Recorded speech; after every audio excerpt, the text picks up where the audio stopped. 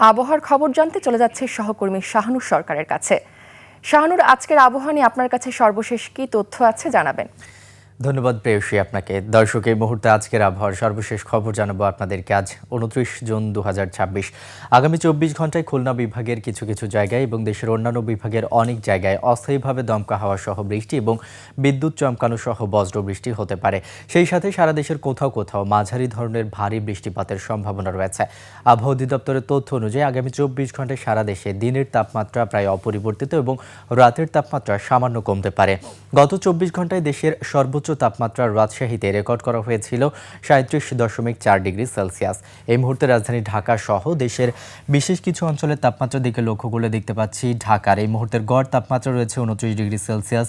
ময়মনসিংহের তাপমাত্রা দেখতে পাচ্ছি 28 ডিগ্রি সেলসিয়াস। রংপুর এবং বগুড়ায় একই তাপমাত্রা বিরাজ করছে 28 ডিগ্রি সেলসিয়াস। রাজশাহী এবং পাবনার তাপমাত্রা রয়েছে 29 ডিগ্রি সেলসিয়াস। মাদারীপুরের তাপমাত্রাও দেখতে পাচ্ছি 29 ডিগ্রি সেলসিয়াস।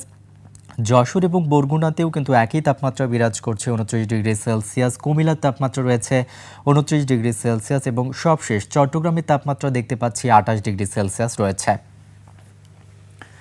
আজ সকালে ঢাকায় বাতাসের আপেক্ষিক আর্দ্রতা রেকর্ড করা হয়েছে 87%। আজ ঢাকায় সূর্যোদয় হয়েছে 5টা 14 মিনিটে এবং আজ ঢাকায় সূর্যাস্ত হবে 6টা 50 মিনিটে। দর্শক, এই ছিল আমার কাছে আগামী 24 ঘন্টার আবহাওয়ার সর্বশেষ তথ্য। চলে যাচ্ছি প্রেয়সীর কাছে। প্রেয়সী। শাহানুর, আপনাকে অসংখ্য ধন্যবাদ।